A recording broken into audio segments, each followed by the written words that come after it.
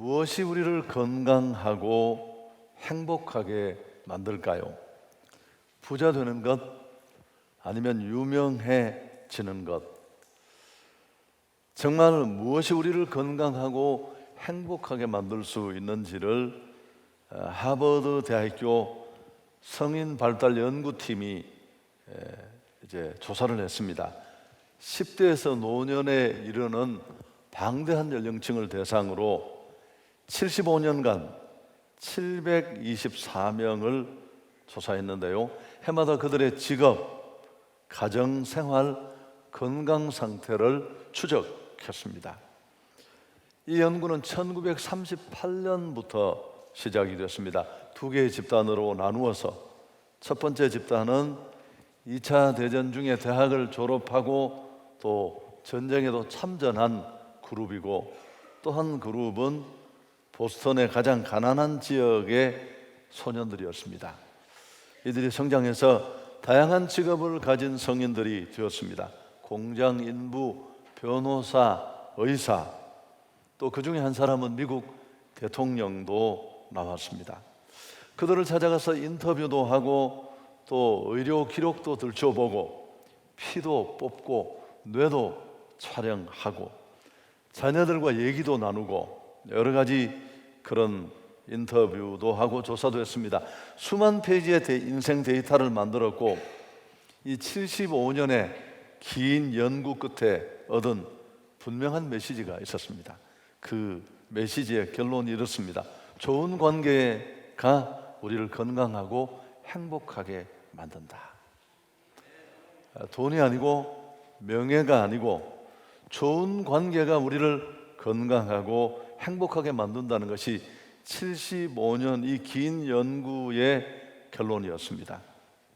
더불어 연구팀은 관계에 관한 몇 가지 중요한 교훈을 찾을 수 있었습니다. 첫 번째는 사회적 연결은 유익하지만 고독은 해롭다는 것입니다. 긴밀한 사회적 연결을 가지고 있는 사람들, 이른바 가족, 친구, 공동체와 이런 사람이 훨씬 더 행복하고 신체적으로 건강하고 더 오래 사는 것으로 나타났습니다. 그에 반해서 고독은 매우 유해한 것으로 드러났습니다. 고립되어 있는 사람들은 덜 행복하고 중년기 이후에 건강이 더 빨리 악화되고 뇌 기능도 일찍 저하되어서 그렇지 않은 사람보다 수명도 더 짧았습니다.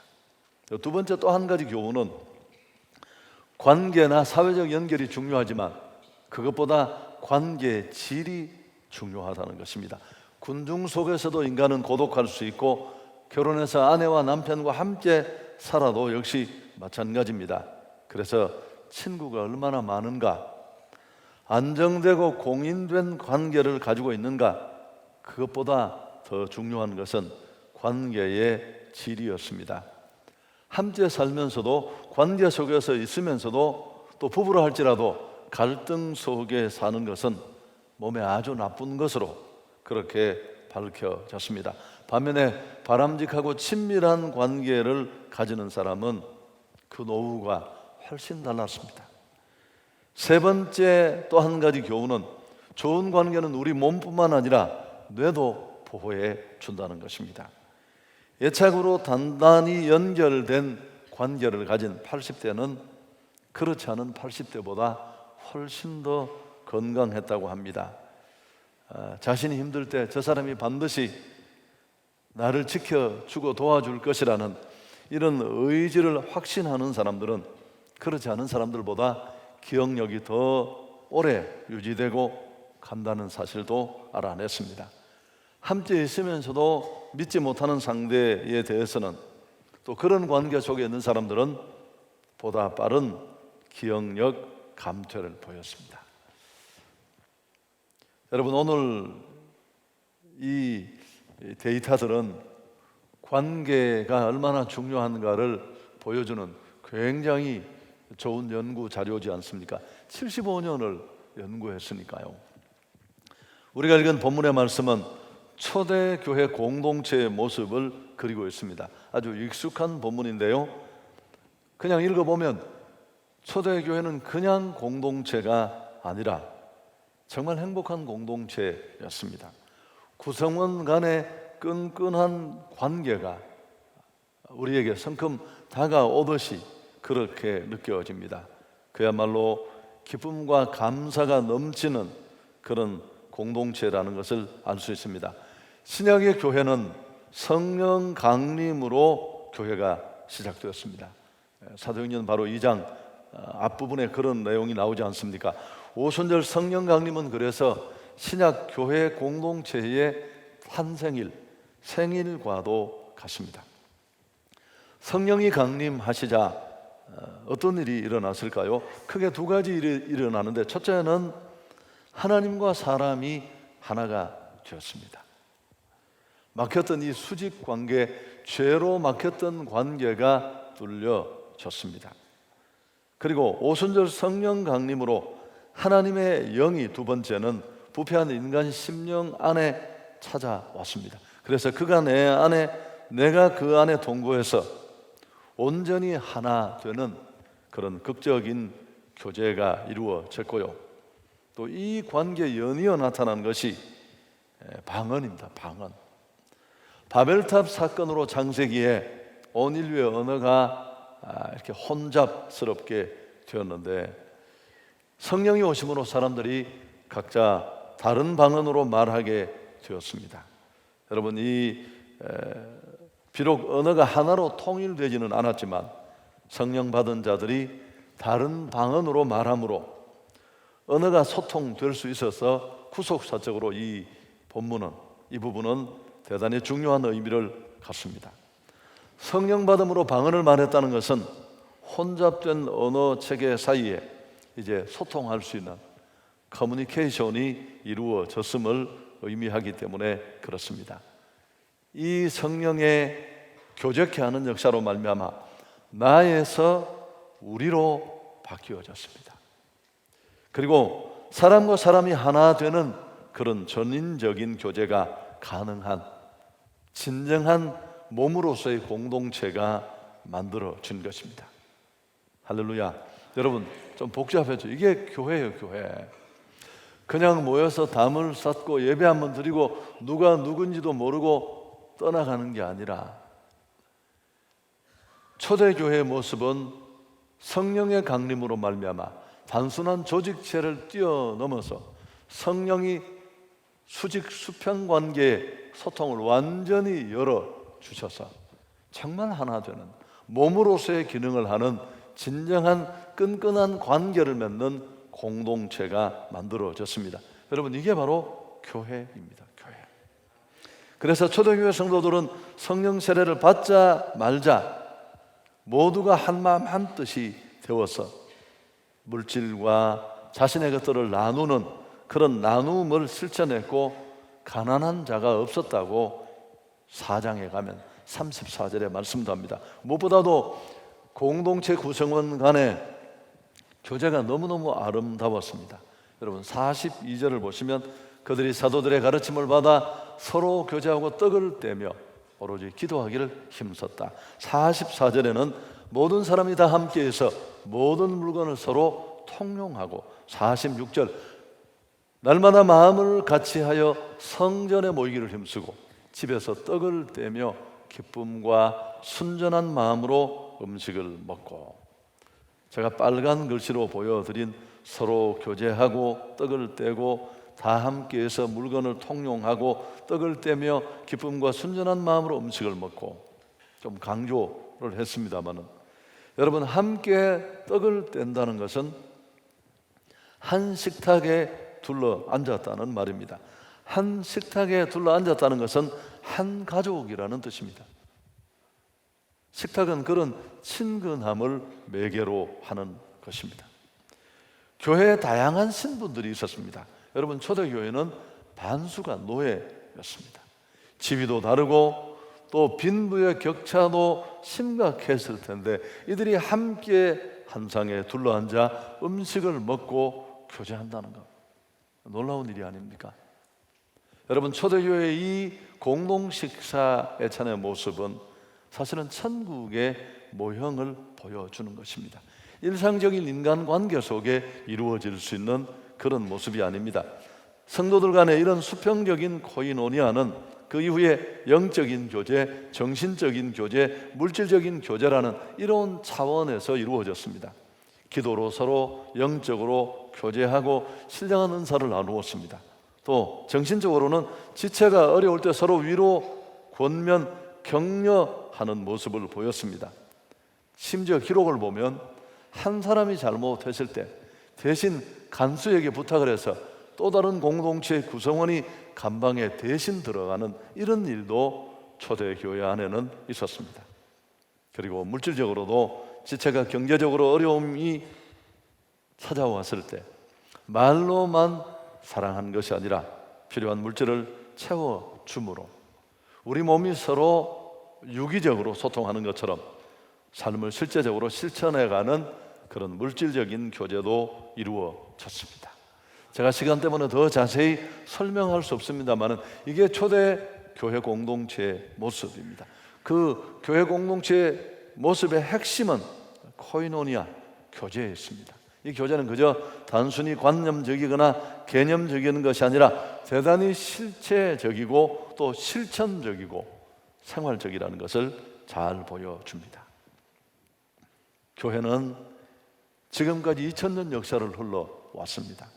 그동안 발전하고 변모된 모습도 많습니다. 얻은 것이 참으로 많지만 반대로 잃어버린 것도 한두 가지가 아닙니다.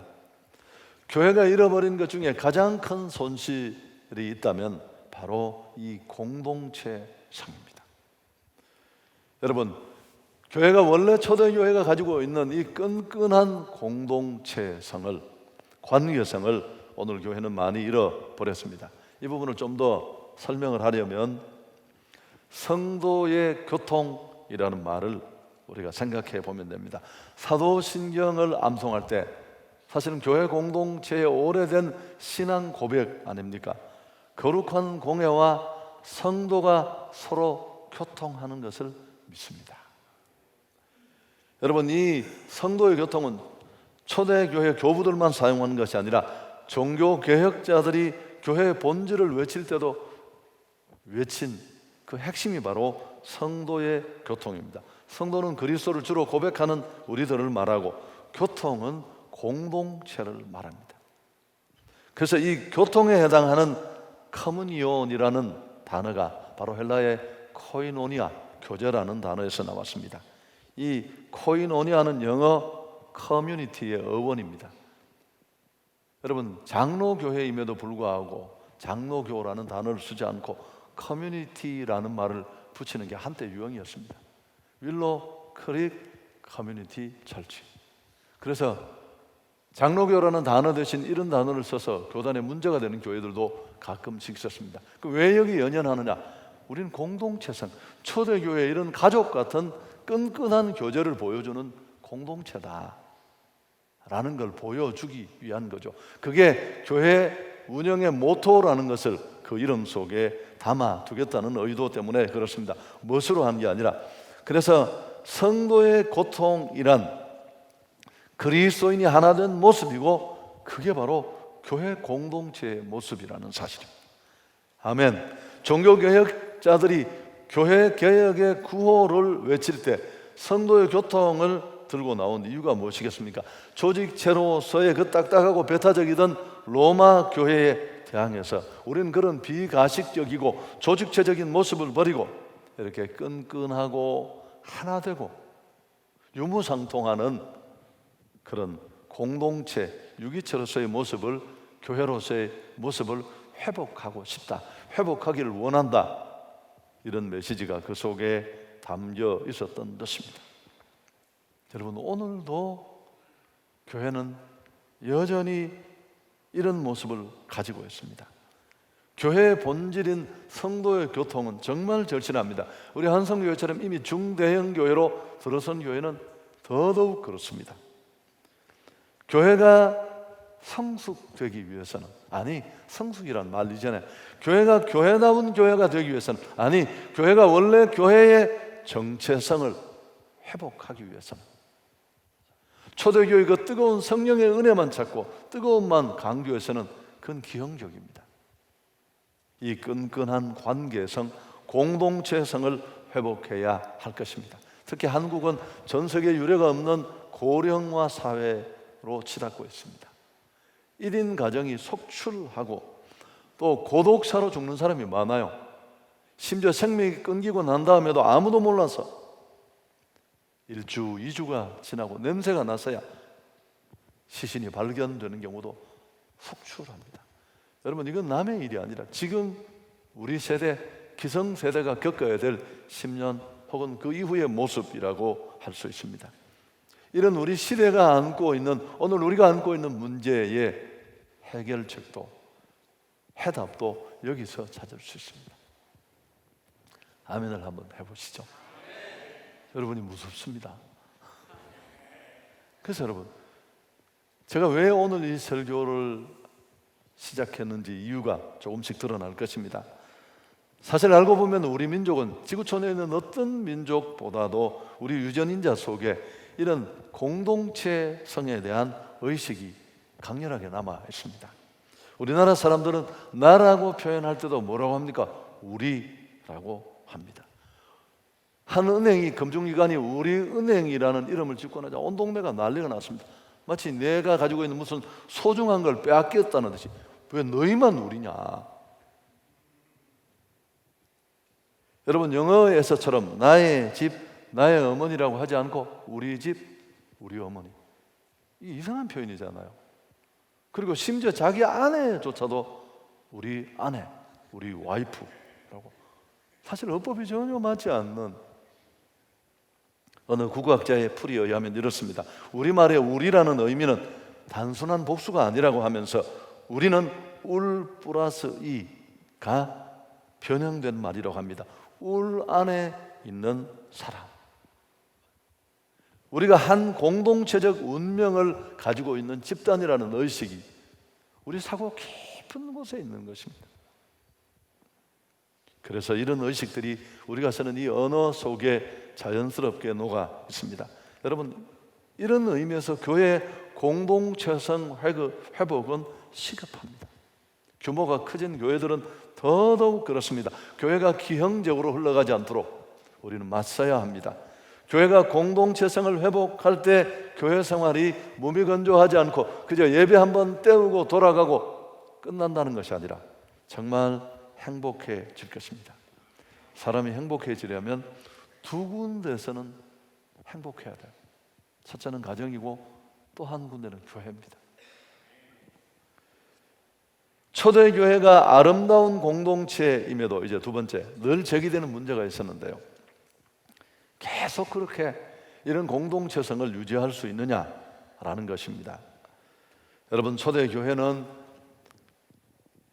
두세 가정이 작은 한 단위로 구성이 되어 있었습니다. 제가 자주 지나가면서 살짝 언급을 했습니다만, 우리가 혼동하는 것은 초대교회는 안디옥 교회라고 오늘 한성교회처럼 저렇게 남부 순환도로변에 대형 간판을 걸어놓고 한꺼번에 모이는 게 아니었습니다. 성전에 함께 모이는 대그룹의 제사, 예배가 있었지만 대부분의 모임은 가정 단위로, 작은 두세 가정이 작은 한 단위로 모여서 서로 이런 공동체성을 실천하면서 드렸습니다. 대부분의 예배는 가정에서 이루어졌습니다. 함께 모일 때도 있었지만, 그래서 그 안디옥 전 지역을, 서울로 말하면 서울 전 지역에 있는 교회를 뭉뚱그려서 부르는 이름이 안디옥 교회였던 것입니다. 그렇게 교회가 유지되어 가다가 사도행전 8장에서 박해가 교회 안에 일어납니다. 1만 명에 이르는 추산입니다마는 초대교회 성도들은 그냥 개인적으로 흩어진 게 아니에요. 이런 공동체의 두세 가정으로 이루어진 삶의 양식을 가지고 세계 각곳으로 흩어졌습니다. 흩어진 장소에서 전혀 문제가 없잖아요. 작은 공동체를 이루어서 가정교회 형태의 예배를 드리면서 그렇게 생존했습니다.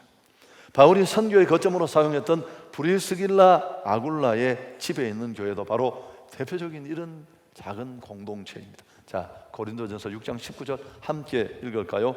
아시아의 교회들이 너희에게 문안하고 아굴라와 브리스가와 그 집에 있는 교회가 주 안에서 너희에게 간절히 문안한다. 초대교회의 이런 역동적인 공동체적 양식이, 여러분, 초대교회가 얼마나 열악하고 핍박받고 박해받고 굉장히 힘든 상황, 열악한 구조 속에 있었습니다마는 그래도 그들을 굳건히 지켜줄 수 있었던 것은 바로 여기에 이유가 있습니다.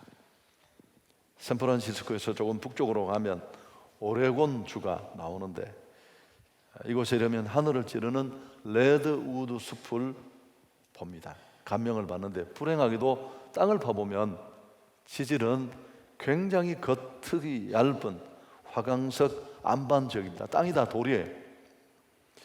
여러분, 이건 마치 오늘 우리가 살아가는 삶의 현실과도 매우 비슷합니다. 근데 이 안반 때문에 레드우드 나무는 깊이 뿌리를 박을 수 없을 텐데, 그런데 엄청난 크기로 90m까지 자라서 둘레만 무려 20m가 되는 그런 나무들이 있습니다.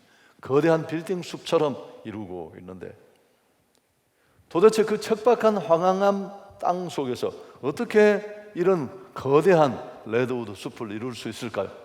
비밀은 간단합니다. 바닥을 조금만 들춰내 보면 뿌리가 뿌리를 서로 얽어매고 있는 거예요.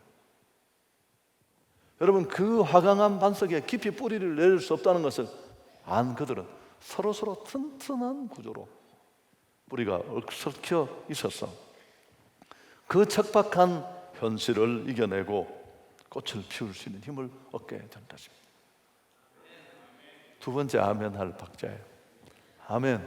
여러분, 우리가 어떤 교회를 추구해야 할지, 왜 우리에게 공동체의 성이 절실한지 알 수 있습니다. 그런데 초대교회의 이런 공동체의 성, 이런 삶의 양식이 언제 무너졌느냐? 바로 우리가 그렇게 좋아하는 콘스탄틴 황제의 기독교 공인입니다. 여러분, 기독교가 더 이상 비밀스러운 지하 종교가 아니면서 지상으로 올라오면서 조직이 만들어지고 그 안에 기득권층들이 생기면서 그들은 이런 걸 좋아하지 않아요. 끈끈한 공동체는 자신들을 저항할 수 있다고 생각하기 때문에, 그리고 교회가 핍박받지 않으면 교회가 더 건강할 줄 아는데, 아니요, 교회는 더더욱 선교를 잃어버리면서 오히려 힘이 더 약화됐어요. 참 아이러니하잖아요. 핍박받고 죽음 앞에 맞설 때는 기도하고 성령 충만하고 더 선결했어. 어떤 역경에도 맞섰는데, 그래서 이런 공동체의 모습은 뒤로 조금씩 밀려나서 자취를 감추게 되었습니다. 그런 초대교회의 아쉬움을 담은 여러 공동체 운동들이 역사 속에 있었습니다. 지금 다 이루 말할 수 없고요. 한국 교회 안에도 일부 존재하고요. 근데 우리는 무슨 형제회 이런 얘기를 들으면 일단 이상하게 봐요. 뭐냐 그게? 같이 모여서 공동생활 한다면서 색안경을 끼고 보는, 물론 함께 생활하는 게 교회 모습의 전부는 아닙니다만 오히려 이상하게 여기는 결과에 이른 것입니다. 여러분, 이런 잘못된 모습은 우리 교회 안에도 지금 여기도 너무너무 많이 스며들어 있습니다. 원래 교회의 모습은 어떤 모습입니까? 히브리서 10장 24절 25절에 뭐라고 했습니까? 서로 돌아보아 사랑과 선행을 격려하며, 이게 교회의 모습입니다. 세상에 혼자 될 수 없는 게 두 가지가 있다고 했죠. 하나는 결혼, 또 한 가지는 그리스도인이 되는 것입니다. 이거는 교회가 공동체고 관계 위에 세워진 유기체라는 것을 보여주는 대단히 중요한 정의예요. 우리는 반드시 서로 격려가 필요합니다. 그런 존재로 부름을 받았는데 언제부턴가 모이기를 패하는 습관들이 나타나기 시작했습니다. 구원받았으면 됐지, 뭐 자꾸 그러냐? 아니, 그거 주일 예배 한 번 드렸으면 되지, 뭘 또 금요일 오라고 다락방 모이라 그러고 귀찮게 하느냐? 공동체 얻을 게 뭐 있느냐? 내가 모여보니까 학벌들도 그렇고 순장님 하는 얘기도 뭐 별로 영양가도 없더라. 여러분, 영적 우월감, 교만, 역사가 바뀌어도 사람들의 상황을 바라보는 태도는 비슷해요. 이러면서 언제부턴가 모임을 시시하게 여기는 일들이 교회 안에 찾아와 있습니다. 여러분, 지금 우리의 모습 아닙니까? 절대 성전 예배만으로 초대교회는 존속될 수가 없었어요. 그 많은 시련과 역경에 맞설 수 있는 힘은 거기서 나오는 게 아니에요. 그래서 교회가 이 초대교회의 축복, 공동체성을 회복하려면 다시 모이기를 힘써야 할 것입니다. 아멘. 공적 예배를 통한 은혜, 그리고 다락방 소그룹을 통해서, 그게 어떤 모임이든 특성화 그룹이든 반드시 필요합니다.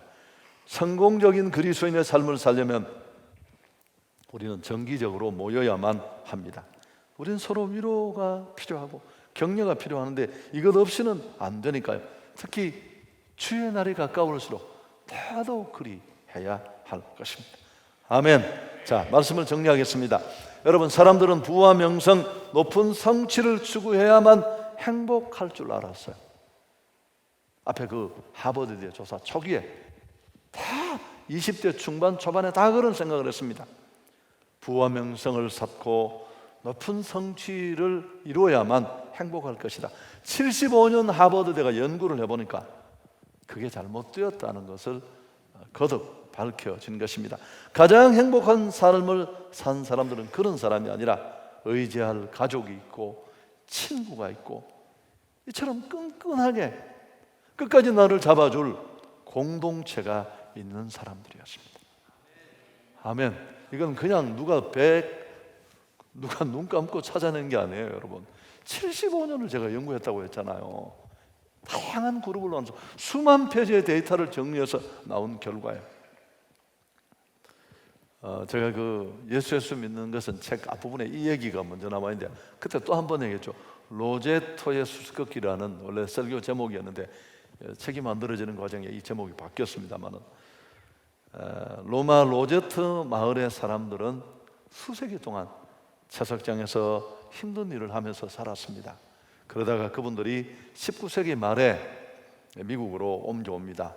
펜실바니아주의 벵고라는 곳으로 수천 명이 옮겨와서 여전히 함석집을 짓고 거친 노동을 하면서 그렇게 힘든 삶을 살았습니다. 그들이 옮겨온 마을을 따라서 로제토 마을이라는 이름도 붙여졌는데, 스튜어트 울프라는 어느 의사가 우연히 이곳을 방문하고 마을에 도착을 해서 이곳 사람들을 만나고 깜짝 놀랐습니다. 지역 의사가 뭐라고 말하느냐 하면 17년을 이 가난한 마을에서 일을 했는데 65세 미만 사람 중에 심장병 환자를 자기가 본 적이 없다는 겁니다. 이건 뭐 놀라워, 전 미국을 봐도 있을 수 없는 데이터였습니다. 이분이 도대체 이유가 뭘지, 음식 차이가 없었습니다. 유전? 아니요. 그들이 살고 있는 지역적인 환경, 아무런 의미가 없었습니다. 비밀은 로제토 마을에 있었는데요, 서로 모여서 잡담을 주고받고 밤너머로 음식을 나누어 먹고 확대된 가족 집단처럼 너무너무 친하게 지냈습니다. 또 무엇보다도 카르멜 산 언덕 위에 있는 교회가 사람들을 결속해주고 있었습니다. 그리고 2,000명밖에 살지 않는 이 로제토 마을에 시민 모임이 22개나 존재했어요. 할렐루야. 여러분, 혼자 살 수 있는 게 아닙니다. 공동체를 소중하게 여길 수 있기를 바랍니다. 적극적으로 참석하십시오. 주일 예배뿐만 아니고 다락방. 그리고 오늘 이 설교 듣고 이 가족들이 오셨잖아요. 다 모였잖아요. 그냥 형님 동생 보지 말고, 이거 정말 내게 중요한, 내가 건강한 관계를 만들 시간이라고 생각하고 얘기도 들어주고 음식도 대접하고, 윷놀이, 추석에 윷놀이 안 하는가요? 하여튼 함께 뭘 하시든지 예배도 드리고 그러면서 관계를 더 끈끈히 할 수 있기를 바랍니다. 아멘. 여러분, 각오하고 이를 위해서 기도하고, 그리고 세 번째, 투자해야 돼요. 투자. 관계는 한번 형성되면 영원히 지속되는 자동 시계가 아니라, 제가 오늘 이 시계에 아침에도 또 밥을 줬어요. 날마다 밥을 줘야 되나? 이 수동 시계와 같아요. 여러분, 제가 이걸 놓치고 있었던 부분입니다. 제 역사 속에 저를 좋아하는 사람들이 참 많았어요. 목사님 한 분은 저보다 나이가 한 살 많으신데 지금 제주도서 목회하는데, 제 생일날 되면 제 사무실 앞에서 이렇게 LP판을 들고 저를 기다리고 있었어요. 제가 음악 좋아한다고. 근데 나는 그분이 그렇게 이성처럼 나를 사랑하고 섬기는데 난 별로 덤덤했어요. 맨날 사랑을 받기만 한 촌놈이었어요. 지금 돌아보니까 참 얼마나 제가 잘못했는지. 여러분, 관심이 없어지면 관계는 경계로 바뀝니다. 관심은 애정을 먹고 관계를 만들지만 무관심은 경계의 벽을 만듭니다. 그래서 꾸준히 우리 스스로 이 관계의 망을 구축해 가지 않는 한 우리는 노후가 어려울 수 있어요. 큰 집만 있고 그저 BMW 차만 한 대 있으면 뚜껑 열고 재미있을 줄 아는데, 한번 뚜껑 열고 다녀보십시오. 바람이 얼마나 찬지. 마크 트웨인의 이야기로 오늘 설교를 마치겠습니다. 같이 한번 읽겠습니다. 시간이 없다. 인생은 짧기에 다투고 사과하고 가슴앓이하고 해명을 요구할 시간이 없다. 오직 사랑할 시간만 있을 뿐이며 그것은 말하자면 한순간이다. 오늘 이 일을 시작해서 여러분, 가족도 친구도 무엇보다도 다락을 통해서, 여러분, 제가 생각해 보니까 저는 참 외로운 이대 독자입니다. 8촌이 없어요. 8촌도. 그래서 결혼식 할 때마다 돈 걱정보다, 결혼 비용보다, 사람이 와야 될 텐데 그 큰 교회당을 어떻게 채우지? 저희 모교회도 큰 교회였어요. 그런데 제 그런 걱정은 늘 기우로 끝났습니다. 성도들이 어김없이 와서 그 자리를 빛내주었습니다. 어머님이 돌아가신 그 힘든 날도 밤새 왔어요. 우리 성도들이, 한성교 성도들 대단한 분들이거든요. 한 40명이 단체로 복장을 하고 와서 며칠을 세워줬어. 얼마나 위로가 된지 몰라요. 하나님께 영광 돌리겠습니다.